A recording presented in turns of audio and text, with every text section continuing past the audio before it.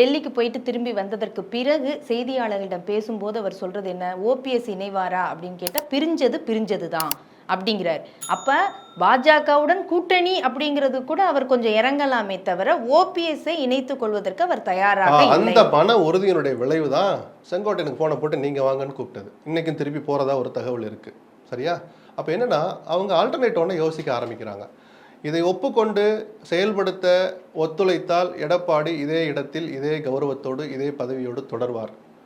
ஏற்க மறுத்தால் தடையாக இருந்தால் அவருக்கு தகுந்த பாடம் புகட்டப்படும் பிஜேபி பாஷையில் அப்படிங்கிறத நமக்கு கிடைக்கிற தகவல். அப்போது அவருக்கு பதிலாக செங்கோட்டையனை வச்சு ஏதோ செய்ய போகிறாங்களோ, என்ன செய்கிறாங்கன்னு கேட்டால் எனக்கு சொல்ல தெரியாது. நான் ஒன்று கிராஃப் போட முடியாது. ஏதோ நடக்குதுன்னு மட்டும் நம்ம ஸ்மெல் பண்ண முடியும். செங்கோட்டையனுடைய மௌனமும் வெளிப்படையான இந்த பயணங்களும் நமக்கு அதைத்தான் உணர்த்துதுன்னு நான் பார்க்குறேன். இல்லை, அப்போ செங்கோட்டையன் அப்படிங்கிற அந்த ஒரு தனிப்பட்ட நபர், அவருக்கு பின்னணியில் என்ன ஆதரவு இருக்குது, இதெல்லாம் இப்போ பேசு பொருள் கிடையாது. ஆனால் அவரை மட்டும் சும்மா அவரை வச்சு ஒரு பூச்சாண்டி காட்டுற வேலையா, இபிஎஸ்க்கு பூச்சாண்டி காட்டுற வேலையை பாஜக பண்றாங்க. யாரோ அங்கிட்டு ஒரு வேளாண்டி பாளையத்தில் ஒரு 9வது வட்டச்செயலாளர் இல்லை, அந்த கிளைச்செயலாளர் இல்லை. எம்ஜிஆர் காலத்திலேயே அரசியலுக்கு வந்து அவரால் அறிமுகப்படுத்தப்பட்டு ஜெயலலிதாவால் அடையாளப்படுத்தப்பட்டு அங்கீகாரப்படுத்தப்பட்டு இன்னைக்கும் ஒட்டுமொத்த அதிமுக தொண்டர்களால் மதிக்கப்படுகிற தலைவர்கள் அவர் பிரதானமானவங்கிறதுல யாருக்கும் எந்த மாற்று கருத்து இல்லை. ஸோ யாரோ ஒரு தனிநபர் அல்ல, அதை முதல்ல புரிஞ்சுக்கோங்க.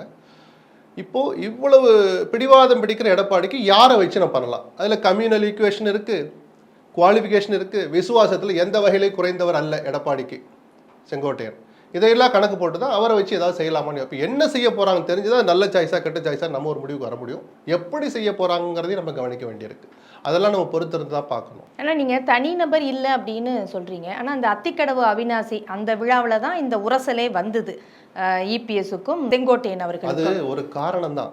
உள்ளுக்குள்ள நீர் பூத்த நெருப்பா பல காலமாகவே அது இருந்துகிட்டு இருக்கு. ஏன்னா அந்த 6 பேர் போய் சந்திச்சாங்கன்னு நான் சொன்னேன் இல்லையா, அதில் செங்கோட்டையன் ஒருத்தர். கட்சி நலனுக்காக சொல்றதை இவர் ஏற்க மறுக்கிறாருங்கிற கோபம் அவருக்கு இருக்கு. அதே சமயம் இவர் இந்த மாதிரி போர்க்கொடி உயர்த்தணும்னு ஒரு 10 மாவட்ட செயலாளர்கள், ஒன்றிய செயலாளர்கள் செங்கோட்டையன் பக்கம் ஒரு அணி திரண்டு இருந்தா இன்னமும் இபிஎஸ்க்கான ஒரு பயத்தை கொடுக்குற மாதிரி இருக்கு. இன்னொரு கட்சியை பிளவுபடுத்துறதுக்கு நீங்க ஒரு ஐடியா கொடுக்குறீங்க. இந்த கட்சியை ஒண்ணுபடுத்தணுங்கிறதுக்கு தான் எல்லாரும் பாடுபடுறாங்களே தவிர இன்னொரு பிளவுக்கு துணை போகிறவர் அல்ல செங்கோட்டையன். இல்ல, அந்த பிளவுக்கான அந்த பலன் இருக்கு. அப்ப ஓபிஎஸ் தர்மயுத்தம்னு வந்து தனியா உட்கார்ந்தா கூட அதற்கு பிறகு அவருக்கான ஆதரவு வளையம் பெருகுச்சுல்ல, அப்பதான் அவர் ஒரு தனி ஃபேக்டரா கணக்கில் எடுத்துக்கிட்டப்பட்டார். அதே மாதிரி செங்கோட்டையன் அவர்கள் இந்த போர்க்கொடி உயர்த்தணும்னா அவருக்கான ஆதரவு வளையம் இருந்தாலே நீங்க வந்து கம்பேர் பண்ண முடியும். முக்கியமான வேறுபாட்டை நீங்க புரிஞ்சுக்கணும். ஓபிஎஸ்ஸை கூப்பிட்டு நீங்க தர்மயுத்தை இருங்கன்னு பிஜேபி குருமூர்த்தி மூலமாக சொன்ன போது பிஜேபியினுடைய பிரதான நோக்கம் அதிமுகவை உடைப்பது.